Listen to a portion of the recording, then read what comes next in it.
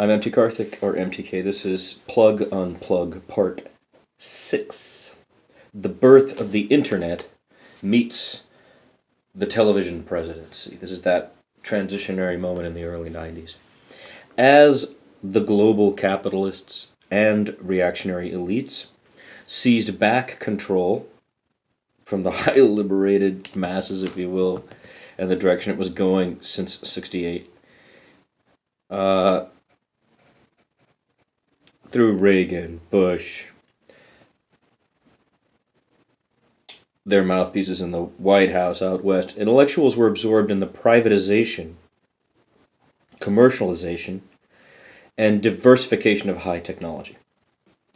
In Silicon Valley, California, a cultural renaissance of international significance was taking place. Biotech giants like Genentech were revolutionizing the privatization of research labs. RDBMS giants like Oracle and Informix were radicalizing data collection and analysis, and computing was blossoming.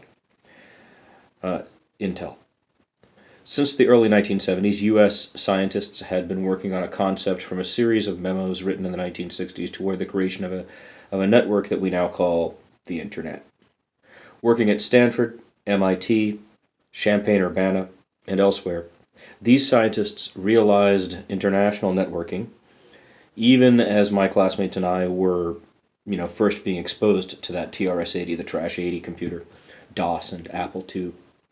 My generation's history with computers parallels the history of personal computing itself. We were the first to send an email, the first to use what has become a principal tool for communication on Earth, the Internet. It's fast outpaced us, many of us, but that is what's interesting about this transgenerational situation with the so-called millennials. It provides never-before-realized transparency, the Internet does, and sharing capability between independent thinkers. It is the culmination of the greatest successes of the last century, bringing together the progress of telegraph, telephone, radio, television, and computer to realize in synthesis one of the greatest human tools, if not the greatest tool ever designed and implemented. The TCP/IP protocol that is the basis for the modern World Wide Web was established January 1st of 1983, when I was a sophomore in high school. The National Science Foundation, the NSF, funded and supported networks and dialogues which led directly to networking for students and professors around the country in the 80s, and by the 90s, around the world. The world became hyper-computerized before our eyes over the next 20 years. There was software for everything, and if there wasn't yet, there soon would be. A progression culminating in the contemporary question, is there an app for that?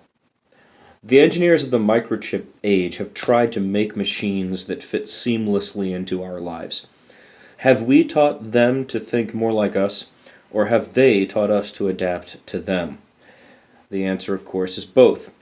But I don't believe the capitalist model has prioritized, nor is likely to prioritize, producing new technologies in a humanistic or socially altruistic manner before producing whatever will sell most and fastest. I've grown mistrustful, not of the technology, but of the market, which has been abusive to us as customers, debasing our desires while pushing gadgets at us. I've always felt a conscious need to withdraw from the gear, to unplug, for fear of being drawn into a deluded state. I have, from the earliest days of computing, resisted giving myself over wholly to needing the machines I use.